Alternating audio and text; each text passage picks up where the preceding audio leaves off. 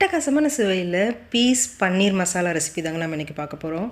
நம்ம சேனல்லையே பன்னீர் ரெசிபி நிறைய போட்டிருக்கோம். அதில் இதுதான் பெஸ்ட்டு ரெசிபின்னு சொல்லுவேன். அந்த அளவுக்கு டேஸ்ட்டு ரொம்ப சூப்பராக இருக்குங்க. சப்பாத்தி பரோட்டா ரெண்டுத்துக்குமே அவ்வளோ ருசியாக இருக்கும். வீட்டில் எல்லோரும் ரொம்ப விரும்பி சாப்பிடுவாங்க. ஹோட்டல் ஸ்டைலில் க்ரீமியான டெக்ஸ்சரில் சூப்பர் டேஸ்டியாக இருக்கும். மிஸ் பண்ணாமல் அதை ட்ரை பண்ணி பாருங்கள். வீடியோக்கு லைக் கொடுத்துட்டு வீடியோ சேவ் பண்ணி வச்சுட்டு ட்ரை பண்ணி பாருங்கள். எப்படி செய்யுதுன்னு பார்க்கலாம். இதுக்கு முதல்ல 300 கிராம் அளவுக்கு பன்னீரை இது போல் க்யூப்ஸாக கட் பண்ணி எடுத்து வச்சுக்கோங்க. இப்போ ஒரு பேனில் 1 டீஸ்பூன் அளவுக்கு எண்ணெய் சேர்த்துக்கோங்க. எண்ணெய் காஞ்ச பிறகு பன்னீரெல்லாம் சேர்த்துக்கலாம். பன்னீரை நான்ஸ்டிக் பேனில் நீங்கள் ஃப்ரை பண்ணிங்கன்னா ஒட்டாமல் நல்லா சூப்பராக வருங்க. இப்போ இதை ஒரு 3 நிமிஷத்துக்கு மிதமான தீயில் நல்லா வறுத்து விட்டுக்கோங்க.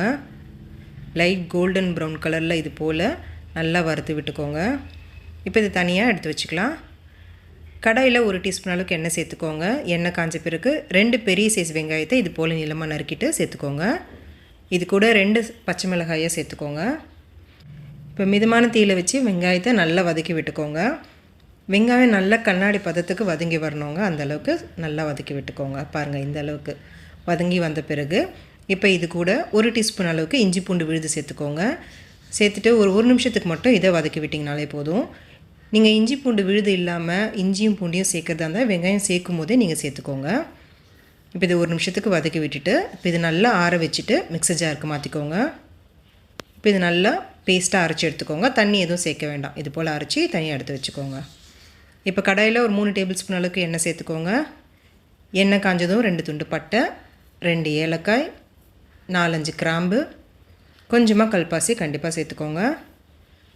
இது கூட ஒரு 7-8 முந்திரி சேர்த்துருக்கேன். இது ஆப்ஷனல் தான், இருந்துச்சுன்னா சேர்த்துக்கோங்க. இது கூடவே ஒரு குடமிளகாயை இது போல் பெருசாக கட் பண்ணிவிட்டு சேர்த்துக்கிறேன். ஒரு 3 நிமிஷத்துக்கு இது மிதமான தீயில் நல்லா வதக்கி விட்டுக்கோங்க. இது கூட ஒரு 1/2 டீஸ்பூன் சீரகத்தையும் சேர்த்துட்டு கலந்து விட்டுக்கோங்க. எண்ணெயிலே குடமிளகாய் நல்லா வதங்கி வந்துடும். இப்போ இது கூட நம்ம அரைச்சி வச்சுருக்க வெங்காயம் பேஸ்ட்டாக சேர்த்துக்கோங்க. சேர்த்துட்டு லோ டு மீடியம் ஃப்ளேமில் வச்சுட்டு ஒரு 2 நிமிஷத்துக்கு இது நல்லா வதக்கி விட்டுக்கோங்க. வெங்காயம் நம்ம ஏற்கனவே நல்லா வதக்கிட்டு தான் அரைச்சிருக்கோம். அதனால் ரொம்ப நேரம் வதக்கணும்னு அவசியம் கிடையாது. 2 நிமிஷத்துக்கு இது நல்லா வதக்கி விட்ட பிறகு தக்காளி மீடியம் சைஸ் 3 தக்காளியை நல்லா ஃபைன் பேஸ்ட்டாக அரைச்சிட்டு சேர்த்துக்கோங்க. இப்போ இது ஒரு 2 நிமிஷத்துக்கு கைவிடாமல் நல்லா வதக்கி விட்டுக்கோங்க.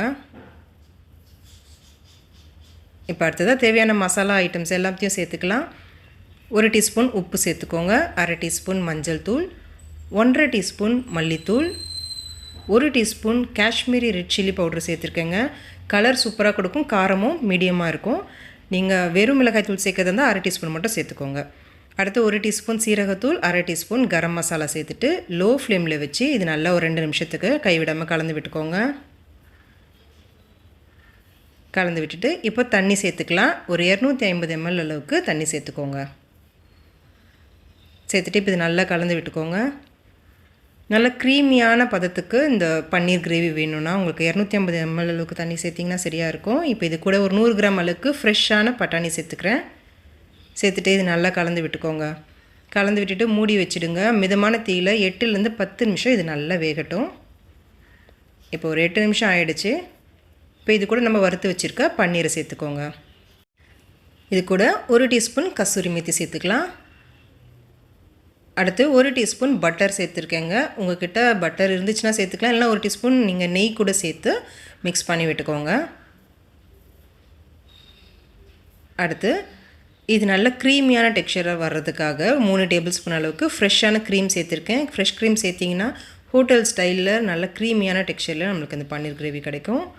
உங்கள்கிட்ட ஃப்ரெஷ் க்ரீம் இல்லைன்னா நீங்கள் 1/4 கப் அளவுக்கு தயிர், நல்லா புளிப்பில்லாத தயிரை நல்லா மிக்ஸ் பண்ணிவிட்டு சேர்த்துக்கோங்க. இப்போ இது மூடி வச்சுட்டு ஒரு 3 நிமிஷத்துக்கு மிதமான தீயில் வேக வைங்க. 3 நிமிஷம் கழித்து பாருங்கள், நல்லா க்ரீமியான பதத்தில் பன்னீர் பீஸ் மசாலா நம்மளுக்கு ரெடி ஆகிடுச்சு. சூப்பர் டேஸ்டியாக இந்த பன்னீர் பட்டர் மசாலா இருக்குங்க. மிஸ் பண்ணாமல் இது ட்ரை பண்ணி பாருங்கள். இதுக்கு பொடியாக நறுக்குனா கொத்தமல்லி தூவிட்டு நல்லா கலந்து விட்டுட்டு ஸ்டவ் ஆஃப் பண்ணிவிடுங்க. அவ்வளோதாங்க, செம்ம டேஸ்டியான பன்னீர் பீஸ் மசாலா ரெடி ஆகிடுச்சு. ட்ரை பண்ணி பார்த்துட்டு எப்படி இருந்துச்சுன்னு சொல்லுங்கள். இந்த வீடியோ பிடிச்சிருந்துச்சின்னா லைக் பண்ணிவிட்டு உங்கள் ஃப்ரெண்ட்ஸ் ஃபேமிலியாக இருக்கும் ஷேர் பண்ணிவிடுங்க. Thank you friends.